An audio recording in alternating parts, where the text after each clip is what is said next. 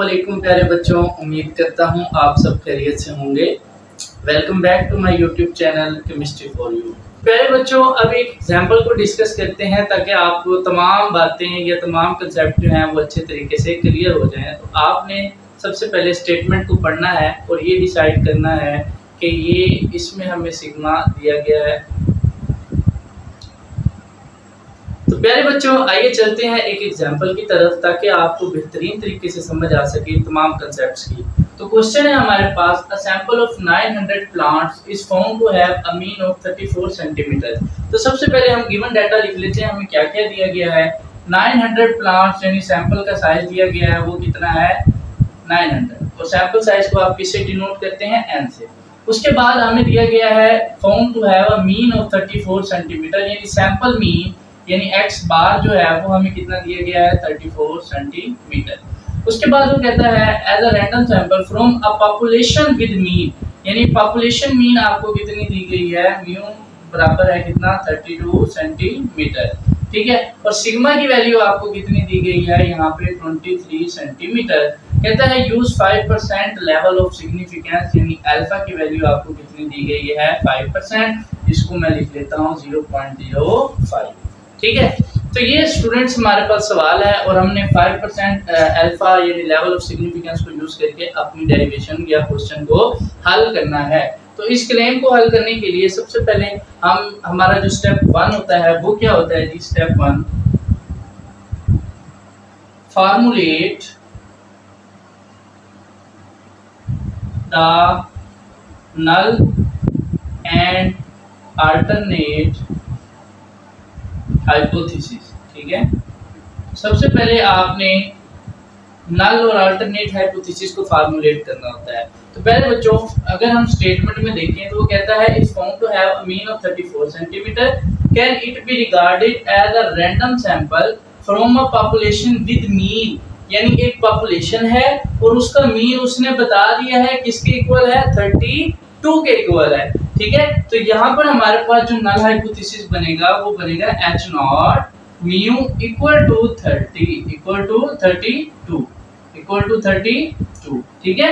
और इसके मुकाबले में जो हम अल्टरनेट हाइपोथेसिस लिखेंगे वो आपको पता है h1 म्यू इक्वल नॉट 32।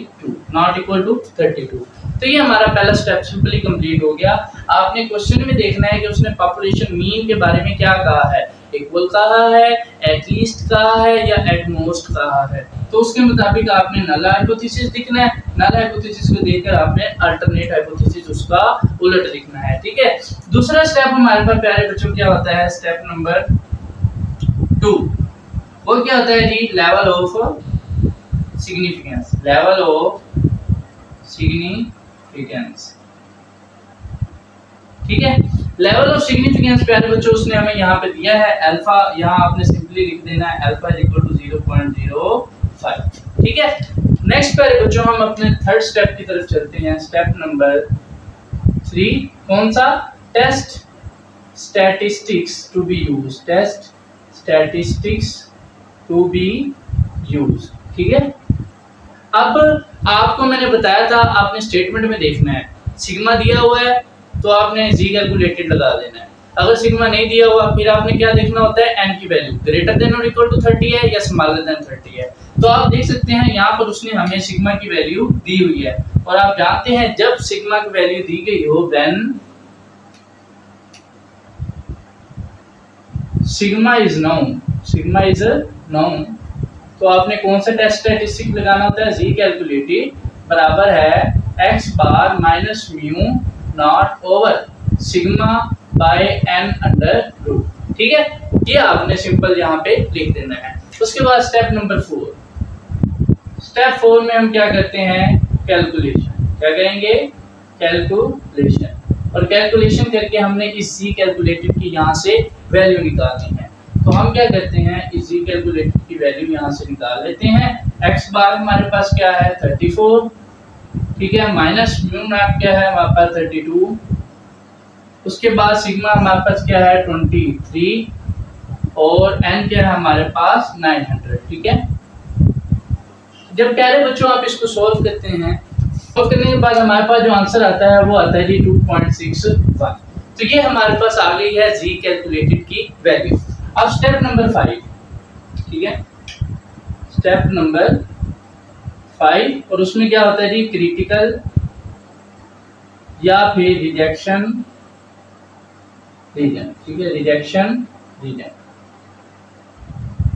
तो बच्चों मैंने आपको बताया था आपने इसमें ये डिसाइड करना होता है कि आपने जी अल्फा की वैल्यू निकालनी है या फिर जी अल्फा बाय 2 की वैल्यू निकालनी है, और वो आपको तब पता चलेगा जब आप क्या देखोगे, इस अल्टरनेट हाइपोथेसिस को देखोगे। अब अगर आप इसमें गौर करें ना, यहाँ पर कौन सा साइन है, नॉट इक्वल टू का, कौन सा साइन है, नॉट इक्वल टू का, और नॉट इक्वल टू का साइन मैंने आपको बताया था कहाँ पे आता है, टू टेल टेस्ट में, और टू टेल टेस्ट में हम किसकी वैल्यू निकालते हैं, जी अल्फा बाय 2 की।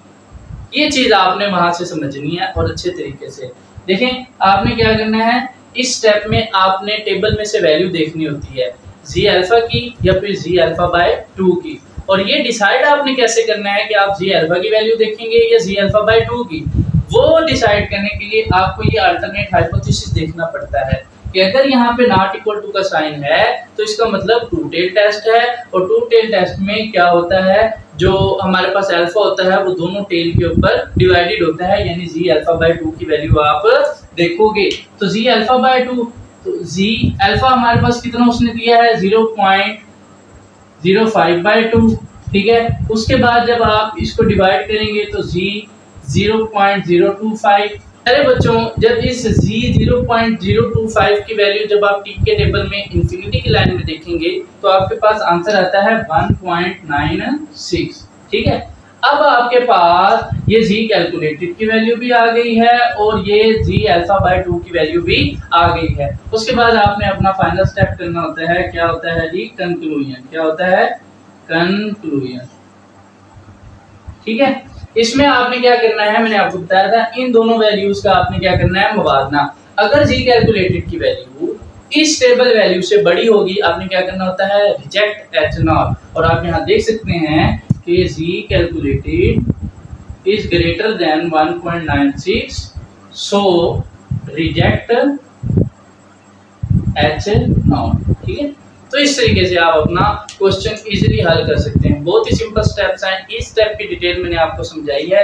मेन आपने सबसे पहले यहाँ से स्टार्ट करना है, अल्टरनेट और नल हाइपोथेसिस की डिटरमिनेशन करनी है। क्वेश्चन में देखना है कि पॉपुलेशन मीन का क्या बताया उसने, एटलीस्ट बताया है, इक्वल बताया है, और या फिर एट मोस्ट, उसको देखकर फिर आपने अल्टरनेट हाइपोथेसिस बनाना है। लेवल ऑफ सिग्निफिकेंस आपको दिया गया होगा, ना दिया गया हो तो आप 5% या 1% जो मर्जी आप चाहे अज्यूम कर सकते हैं। तीसरे में आपने टेस्ट स्टैटिस्टिक्स देखनी होती है, कौन सी इस्तेमाल करेंगे उसके लिए आपको स्टेटमेंट पढ़नी पड़ेगी। वहां पर अगर सिग्मा दिया हुआ है तो जी टेस्ट इस्तेमाल होगा, सिग्मा दिया हुआ है और नहीं दिया हुआ और n जो है ग्रेटर देन इक्वल टू 30 है तब जी कैलकुलेटेड सिग्मा की जगह आप क्या लगाएंगे, s। और अगर सिग्मा नहीं दिया हुआ और n जो है वो स्मॉलर देन 30 है, सैंपल साइज जो है वो 30 से कम होगा, तो तब आप क्या इस्तेमाल करोगे, टी टेस्ट। उसके बाद आपने कैलकुलेट करके जी कैलकुलेटर की या टी कैलकुलेटर की वैल्यू निकाल लेनी है। क्रिटिकल रीजन में आपने ये डिटरमाइन करना है कि जी अल्फा निकालोगे या जी अल्फा बाय 2। उसके लिए आपको ये अल्टरनेट हाइपोथेसिस देखना है। देखने के बाद आप वो वैल्यू टेबल से निकाल के दोनों वैल्यूज को मवादा करके आप अपना इजीली कंक्लूजन निकाल सकते हैं। उसके बाद प्यारे बच्चों हमारे पास एक एग्जांपल ऐसी है कि जिसमें आपको सिग्मा नहीं दिया गया होगा और आपने n की वैल्यू को देखकर अपना टेस्ट स्टैटिस्टिक्स इस्तेमाल करना है।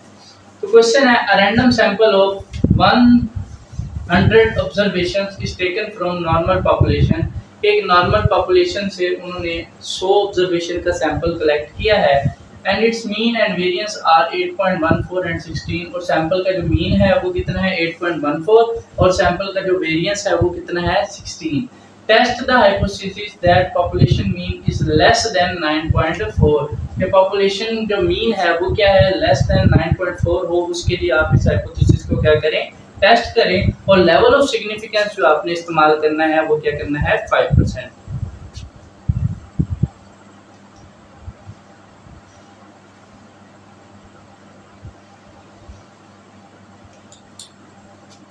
तो प्यारे बच्चों सबसे पहले हम गिवन डाटा लिख लेते हैं, हमें क्या क्या मिला हुआ है। n का साइज मिला हुआ है वो कितना है जी, 100, ठीक है। उसके बाद देखें from normal population and mean and variance, यानी जो सैंपल का मीन है, सैंपल का मीन यानी x बार वो कितना है 8.14, और सैंपल का वेरिएंस जो है वो कितना है आपके पास s स्क्वायर वो कितना है 16। ठीक है ना। ये वही बात आपको मैंने कहा था, या तो पॉपुलेशन मीन दिया हो, पॉपुलेशन स्टैंडर्ड डेविएशन या पॉपुलेशन वेरिएंस सिग्मा या सिग्मा स्क्वायर की वैल्यू दी गई होगी। अगर वो नहीं दी होगी तो फिर आपको क्या दिया होगा, सैंपल का वेरिएंस या फिर सैंपल का स्टैंडर्ड डेविएशन दिया होगा।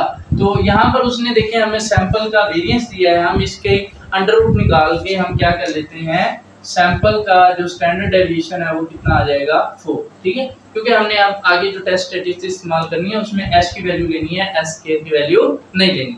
ठीक है, उसके बाद प्यारे बच्चों अल्फा की वैल्यू हमें कितनी दी है उसने 5%। ठीक है, यानी कितनी है 0.05, और वो कहता है population mean is less than 9.4, यानी म्यू जो है वो लेस देन कितना है 9.4।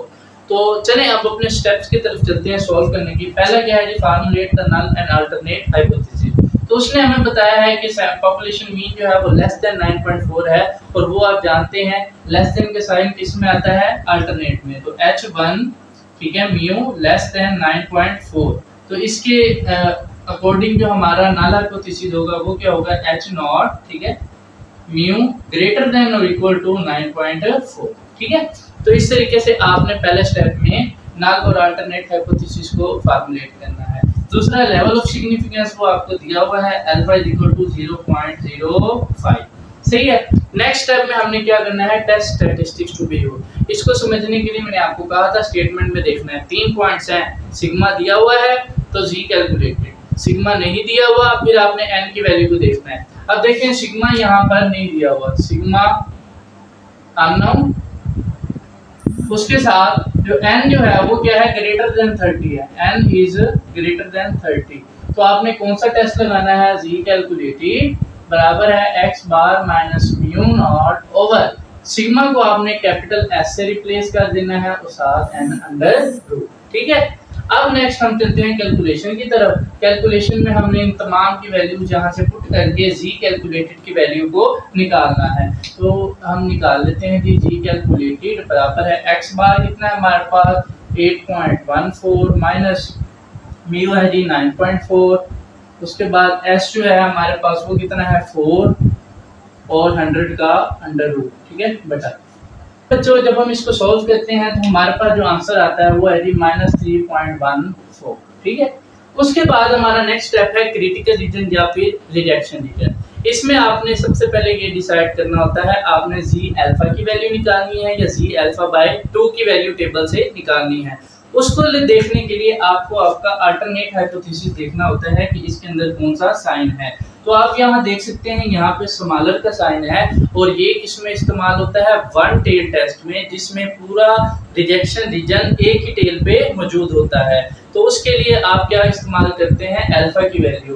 तो आपने यहाँ क्या निकालनी है, जी अल्फा की वैल्यू। जी अल्फा कितना दिया हुआ है 0.05, और जब आप इसकी वैल्यू 0.05 की वैल्यू को टी के टेबल में देखते हैं तो वो हमारे पास आती है 1.645।